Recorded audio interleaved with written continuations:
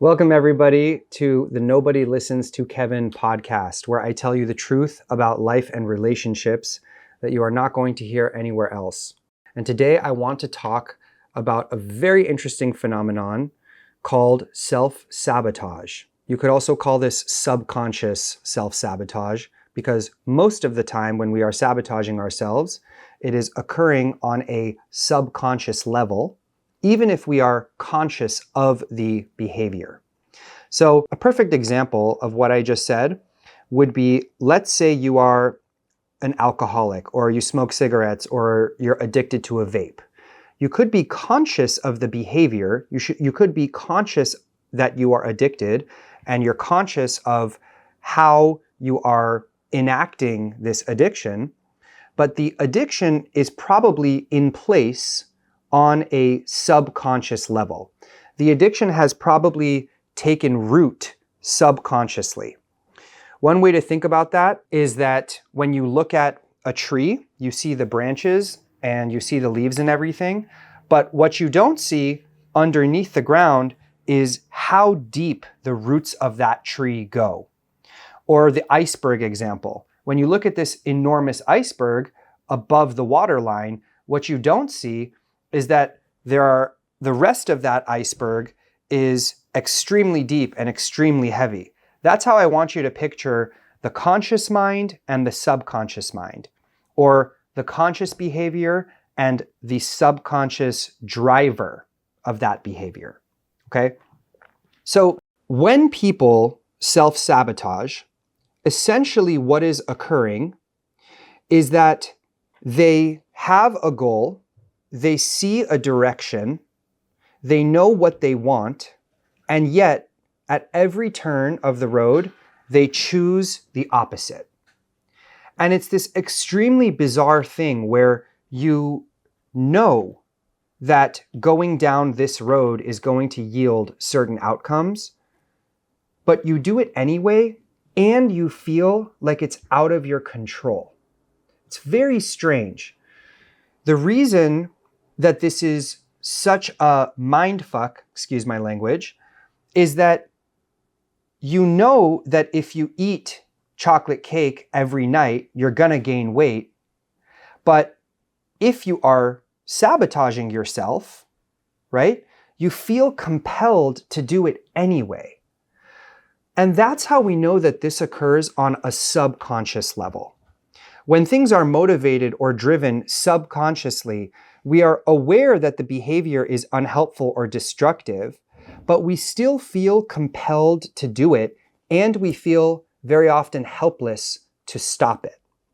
So this occurs very commonly with addictions, but it occurs in much more subtle ways in our lives too. It occurs in our relationships, where perhaps you keep picking the wrong person over and over again, or you have a certain pattern with dating and you'll tell yourself, oh, I'm not going to do that anymore, but then you do it anyway, and you knew that you shouldn't do it, but you kind of felt obligated or compelled or pushed to do it. This happens in our friendships. It happens in our business. This is why certain people for 20 years have just been making the same salary and they were never able to break that salary. And they know that they should break the salary, but somehow they feel capped, right? So what is going on that we are sabotaging ourselves? Why do we do that even if we're aware of the behavior? Well, there are a few reasons why this happens. And again, the important thing to consider is that this is occurring on a subconscious level. This is occurring automatically without your control, very often without your awareness, right? We make 35,000 decisions, automatic decisions, from the time we wake up to the time we go to sleep. And roughly 50 to 60%, about 18,000 of those decisions are completely automatic. We do not think about them. We do not pay attention to them. They just happen. If we took half of that 18,000 decisions and we made it more conscious, we brought it out of the subconscious and we made ourselves aware, think about how much better our lives would be. Think about how we could improve our lives because we're making decisions that are conducive to the goals that we want. But when so many of these decisions are driven by something underneath the surface that we cannot see, even if we're aware of them, it's very hard to take the reins and move the direction.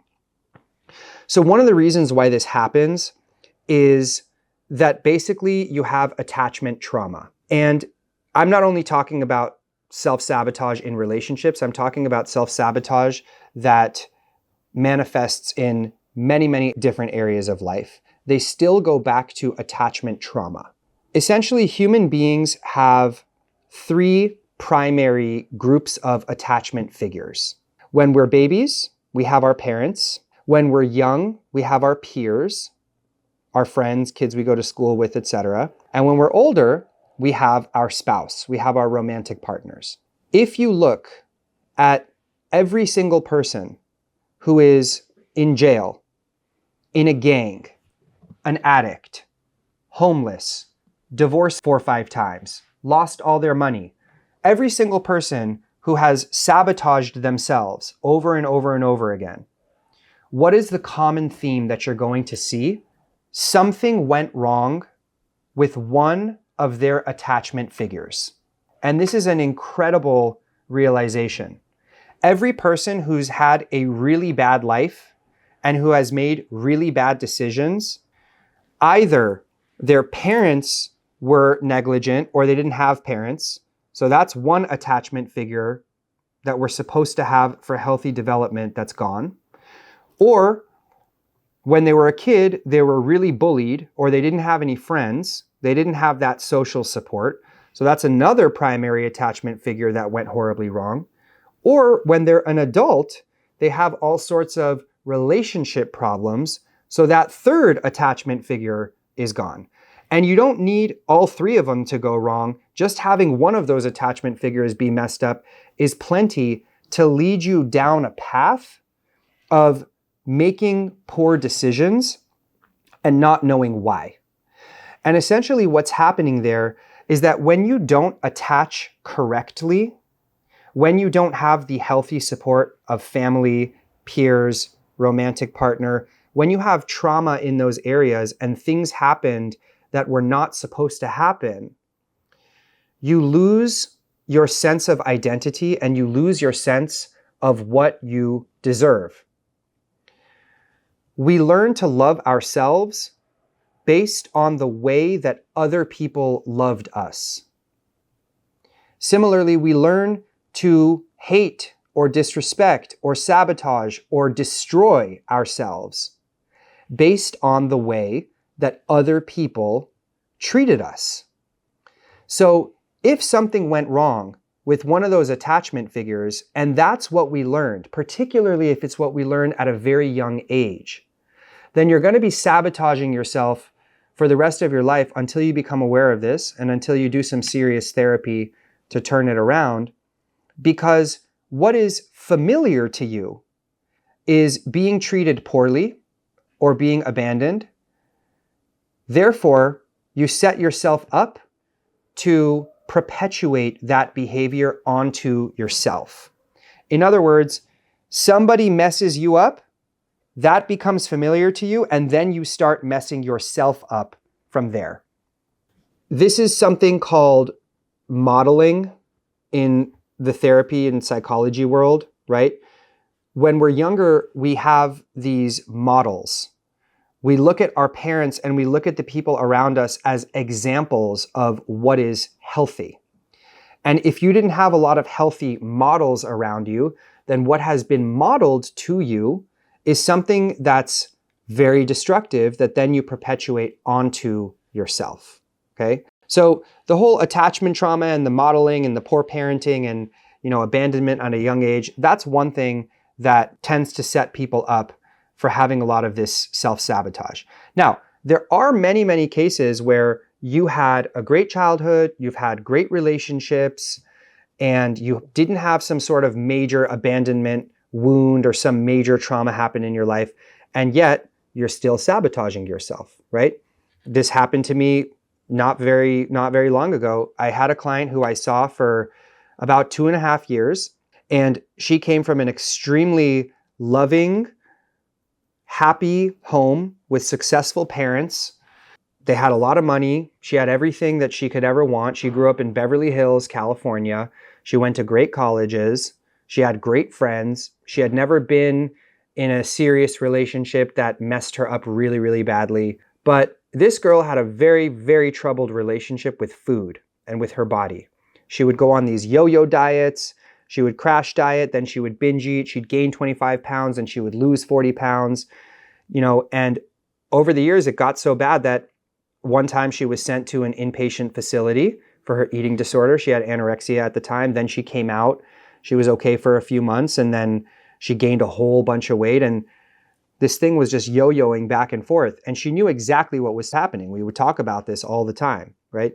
This is an example of somebody who is self-sabotaging even though they don't have those traumas in place. So what's happening there? Well, with that person, somewhere along the way, their sense of being worthy and being deserving went terribly wrong. And it doesn't always take some sort of horrible traumatic event for that to happen, right? It usually does, but the slightest thing can set it off.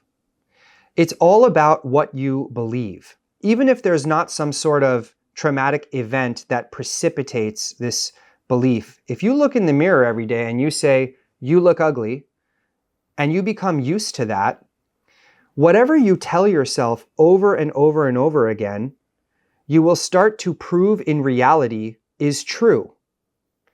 If I wake up and I tell myself 100 times a day for the next 10 years that I'm going to be a millionaire and I'm putting in the work to back it up, you can bet your ass that I'm going to be a millionaire.